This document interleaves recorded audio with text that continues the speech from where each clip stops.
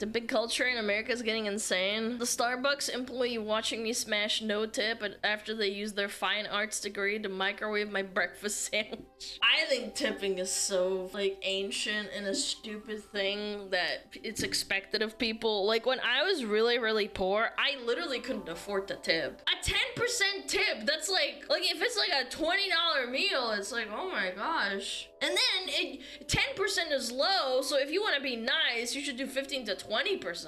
Yeah, and then tipping for Starbucks, like, oh, you made my drink. Dude, this one time I walked into a fancy bakery, and granted they were really, really good, but the chick like turned the thing around, the little machine, and it said tip, and I was like, what the fuck?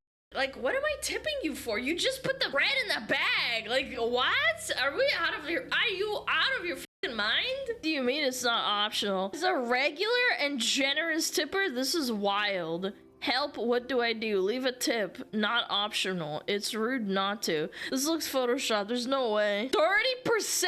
35. 50. You are off your fucking gourd. Custom tip. Fucking -$1. No, there's no way this is real though. Asmon is getting backlash for his take on tipping culture. If I remember correctly, Asmon is a vehement no tipper when he was really poor. Yeah, damn. Yeah, just do a custom. So what you do in a situation like this, by the way, is you just do a custom tip and you make it 0.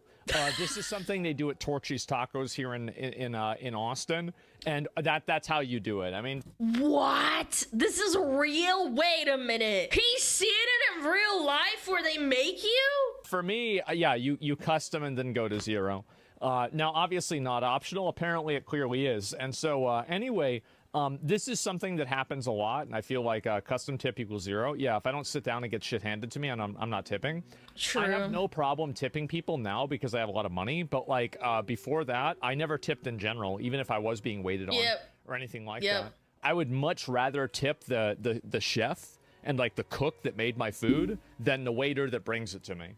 It's like stolen valor almost, right? I mean, you have stolen valor.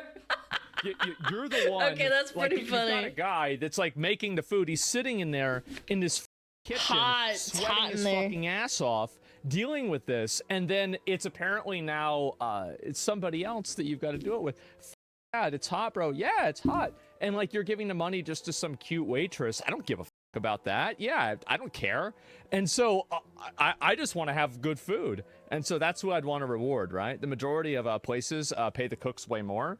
Yeah, and I think that honestly, like you think about it, which would be easier to replace, a waiter or a what do you call it, a cook? I think a waiter definitely, because I mean, again, they already kind of have replaced waiters, because if you order the food yourself online, nobody had to take your order, so they've already done it in a way. So that's the way I see it. That's wild. Wait, hold on. The reason he's getting backlash is because when he says he often didn't tip people when he was poor, people take that as an attack on waiters. The problem isn't that waiters don't deserve a tip, especially if they do a really good job, right? The problem is that it is 100% normal in America for restaurants to subsidize paying their employees onto their customers. It's retarded.